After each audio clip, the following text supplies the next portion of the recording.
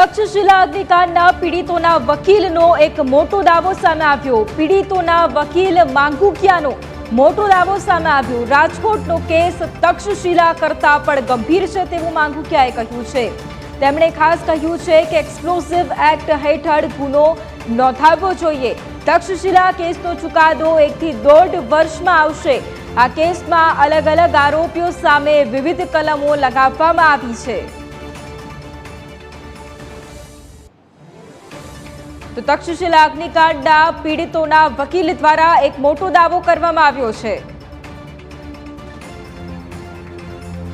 બંને કેસમાં સેમ સામ્યતા છે। જો અહીંયા જે પતરાવાળો ડોમ હતો અહીંયા સુરતની અંદર તક્ષશિલામાં એ ગેરકાયદેસર બાંધકામનો ડોમ હતો, ન્યાય વિદ્યાર્થીઓને બાળકો હતો। જ્યારે રાજકોટની અંદર જ ગેરકાયદેસર હતો ડોમ, અને જે પતરાવાળા 3 માળના બનાવવામાં હતો એ ગેરકાયદેસર હતો, જેમાં કોઈ એનઓસી કોઈ લીધેલ નહોતી। આમાંય ફાયર એનઓસી ન હતી સુરતમાં, જે તક્ષશિલામાં ત્યાંને કોઈ ફાયર એનઓસી નથી આપવામાં આવી। બીજી વસ્તુ કે ન્યાય ખોટા અને બોગસ ડોક્યુમેન્ટ હતા, એની આધારે ડોમની પરમિશન માટેની એપ્લિકેશન આપેલી છે। અહીંયા પણ એવી વસ્તુ છે। બીજી કે જ્યાં જીઆઈબીનું ત્યાં ગેરકાયદેસર બાંધકામ હોવાથી ને અહીંયા સુરતમાં મીટર કે વીજ પુરવઠો ન હતો, ત્યાં જીઆઈબીનું ગેરકાયદેસર વીજ પુરવઠો આપવામાં આવ્યો। હવે આની કરતાં ત્યાં મહત્ત્વનો એટલા માટે વધુ છે કે ત્યાં ગેરકાયદેસર પેટ્રોલનો સંગ્રહ રાખવામાં આવ્યો હતો, એટલે ત્યાં એક્સપ્લોઝિવ એક્ટ લાગુ પડે।